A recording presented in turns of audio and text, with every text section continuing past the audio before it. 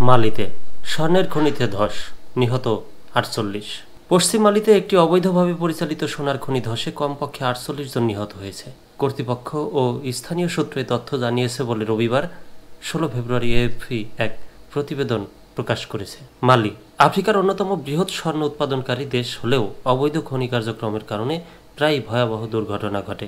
দেশটির সরকার এই অনিয়ন্ত্রিত খনি কার্যক্রম নিয়ন্ত্রণ করতে হিমশিম খাচ্ছে, বিশেষ করে যখন এটি বিশ্বের দরিদ্রতম দেশগুলোর মধ্যে একটি।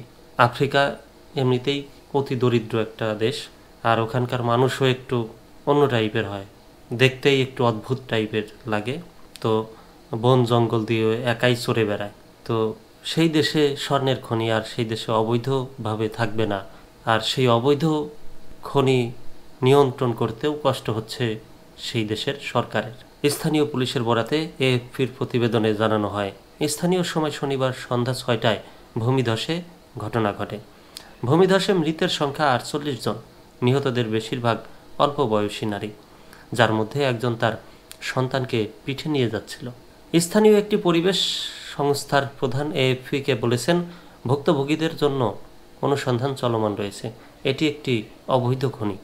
এই অঞ্চলে এই ধরনের খনির শোষণে অনেক জটিলতা রয়েছে। সূত্র এএফপিকে জানিয়েছে, শনিবারের দুর্ঘটনাটি পূর্বে একটি চীনা কোম্পানি দ্বারা পরিচালিত একটি পরিত্যক্ত স্থানে ঘটেছে। এবছরের জানুয়ারিতে দক্ষিণ মালিতে একটি সোনার খনিতে ভূমিধসে কমপক্ষে ১০ জন নিহত এবং আরও অনেকে নিখোঁজ হন, যাদের বেশিরভাগই মহিলা।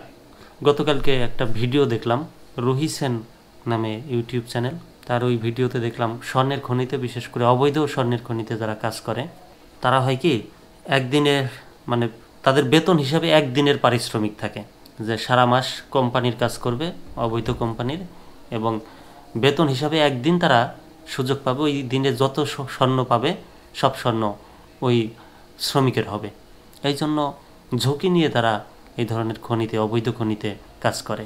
আর অনেক সময় দেখা যায় তারা অবৈধ খনি থেকে বাকি যে মাসের বাকি যে কয়টা দিন কোম্পানির কাজ করে, তখনও তারা ছোটোখাটো স্বর্ণ সেখান থেকে সরানোর চেষ্টা করে।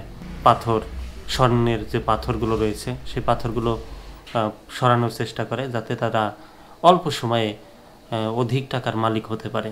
সেই জন্যই কিন্তু এই অবৈধ খনিগুলো চলতে পারে। এবং ভূমিধসেই যে একটা ভূমিধস হয়েছে, মানে স্বর্ণের খনি ধসে ৪০ জনই নিহত, ৪৮ জন নিহত হয়েছে।